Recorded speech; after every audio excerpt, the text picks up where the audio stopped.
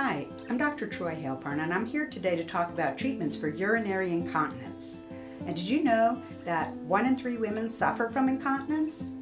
Well, there are actually 3 kinds of incontinence that you can experience. And so first, let's talk about what they are. The first kind women get from having children, or gravity and aging, or weight gain and loss. And that is called stress urinary incontinence. And that happens when you have increased abdominal pressure with coughing, sneezing, bending, lifting, jumping, and you leak urine. Many women will sneeze and have to cross their legs. And so that's because the muscles supporting your bladder neck are now weak. And that's also called pelvic relaxation. And it can be mild, moderate, or severe. And there are different options that women have to treat that. The second kind of incontinence is called urge incontinence, and that's where you have the sudden, I gotta go feeling, and you can leak urine. And then the third kind of incontinence is called overflow incontinence, and many women have the bad habit of holding their urine in too long, and then they can't make it to the bathroom because their little muscles just can't hold it, the pressure is too great. And you are abusing your bladder, and that is a habit that must change. So let's talk about the fact that there are many ways to treat incontinence, and we're going to talk about just the general different kinds of treatment for all 3. First of all, there are behavioral modifications that every woman can do to get improvement in their bladder. One is drink less caffeine. Caffeine is a bladder irritant. It gives you that I gotta go feeling, creates an urge, and is also a diuretic. So for every cup you drink, you pee out 2. And so think about it, if you drink 3 cups of caffeinated beverages a day, soda, coffee, tea, you're peeing out twice as much. So it's important to increase your hydration and back down on your caffeine. It can contribute to constipation, to dry mouth, and a dry vagina. So hydration is really important for your body to function properly. Now, other things you can do. Weight loss, that reduces the downward pressure on the bladder neck. So if you cough or sneeze, there's less pressure. And actually a 10-pound weight loss can reduce stress urinary incontinence by 50%. So that is definitely worth trying.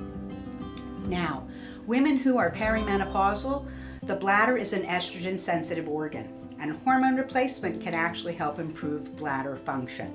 So it is something also to consider. And if you have damage to the back vaginal wall, that can also affect the function and support of the front vaginal wall. And so reconnecting that, suddenly the tube is a unit again, and you can squeeze your muscles properly and strengthen that. So let's talk about non-medical treatments, because many women don't want to take medications for their bladder. But there's different treatments for the different kinds of incontinence one has. So one last behavioral modification. Don't hold your urine in as long as you were doing it before, and then you will avoid that overflow or that accidental leakage.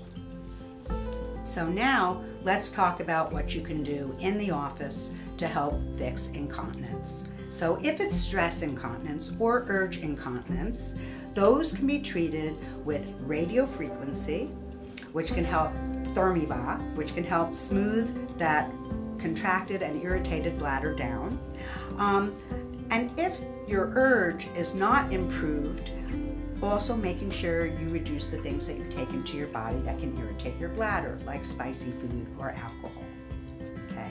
Some women need to have the inside of their bladder looked at, because you can also have something called interstitial cystitis, and that needs to be treated in a different way. So we also have trying to do Kegel exercises and pelvic floor therapy. And both of them don't work as effectively as they can because your pelvic floor muscles are stretched or damaged. So these urinary treatment options don't always work for everybody depending on the kind of damage you have. The back vaginal wall support starts like this before you have a baby. And after you have a baby, it widens, and that can also stretch the front wall. So the tube is no longer a unit, and if you try to do Kegel exercises, you may not be able to do them effectively because the muscles are just going back and forth like this. So you're not getting a full strengthening effect. So we don't want you to waste time and energy. If after 3 months of trying to do that, you're not getting improvement, that would be a reason to be reevaluated by your provider. That's also why pelvic floor exercises may not work for you. Now there's something else. It's called HiFem, the Emsella chair, which is high intensity focused electromagnetism that is used when you sit down, and it overstimulates your pelvic floor to contract and strengthen. And this can have a positive benefit on women, but again, it's dependent on the amount of damage you have. So, PRP, which is platelet-rich plasma, or the O shot, is another way to help with urge and stress incontinence and can be done in the office. We draw your blood, spin it down and concentrate the growth factors, and re-inject them into the bladder wall, which stimulates collagen support and reduces irritation and can over 3 months improve your function. Now, if none of these non-invasive techniques or minimally invasive techniques work for you for bladder treatment, then you want to look at surgical options for bladder treatment, okay? One of them is the sling. And the sling is, here's your bladder neck, the application of a piece of artificial material to support the bladder neck so it no longer wobbles. Now, the mesh that is used has caused some women problems because it's eroded into the vagina or into the bladder, and so many urologists are moving away from that. So then there are other support procedures. There's a laparoscopic Burch procedure, which puts material on either side of the bladder neck, supporting, not underneath, but pulling it up to help it function better. And there's an MMK procedure, which actually goes through the lower abdominal wall with a very small incision. So all of these can help. It's really dependent on what bladder treatment you need, and that's determined by the symptoms you have, the damage you have, and the person who's taking care of you.